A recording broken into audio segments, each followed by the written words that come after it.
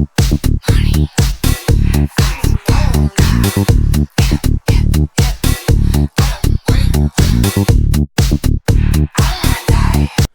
Smatmcuks, welcome back to another video. Today we're going to be continuing to talk about Tcamatlhh. And this video will be focusing on origins, which is how the word is kind of viewed across the world, or how the word came to be. So previously we talked about potlatches and the significance that they held, not within just our community and our nation, but in those all around the world.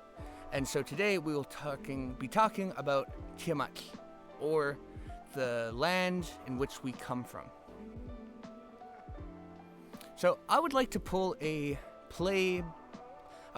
trick out of my grandmother's playbook, and that is to compare us to someone far more successful than we will ever be.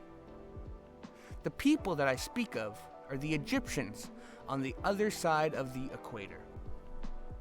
Once the most powerful civilization in all of existence, they were responsible for many innovations, such as metal making, glass making, and the making of paper and the making of pens.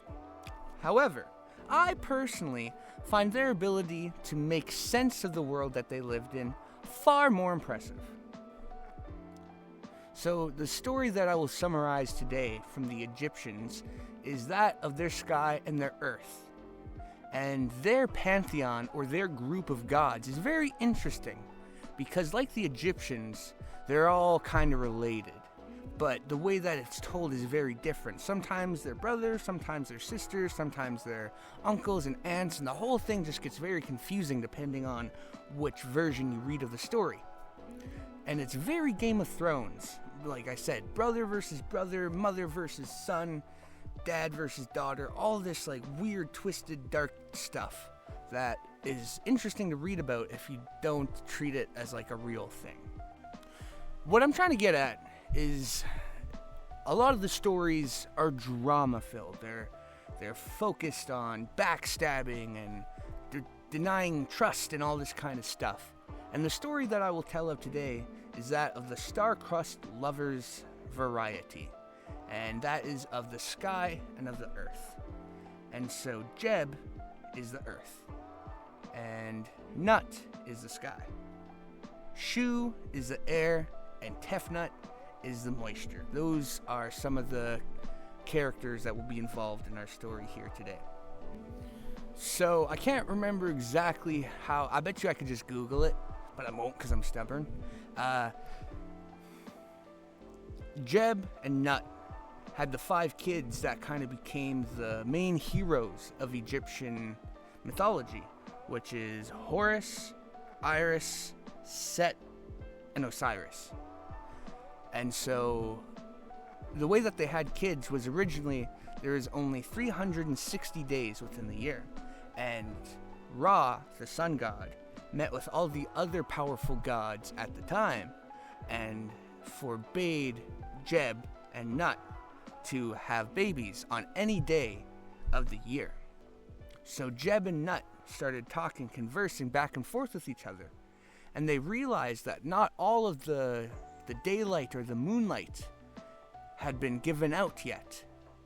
And the god of the moonlight, Khonshu, was very, very big gambler. Must have been a native guy. And he was a huge gambler. He was notorious for taking any sort of bet. And if you could beat him in his game, he would give you a full hour of moonlight. However, Geb and Nut were so good at this game of gambling that they were able to win 5 whole days. 5 whole days. And you can probably guess what they got up to. They were very busy during those 5 days. They had a baby on each day. And so now there are 365 days in the year, and there are 5 gods. However, as a punishment for outsmarting him, Ra decided that Geb and Nut were never allowed to touch each other again. And so that is why the earth and the sky never touch. The reason why I tell you this story is to give you a little bit of a lens how other cultures, remember, these guys are all the way in the desert, in the middle of nowhere, and that's how they see the Earth.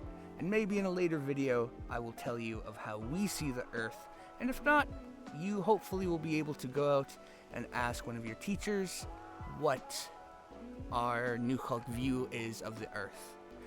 I've been Laaqwmays. That was Tcamatlhh Origins. White.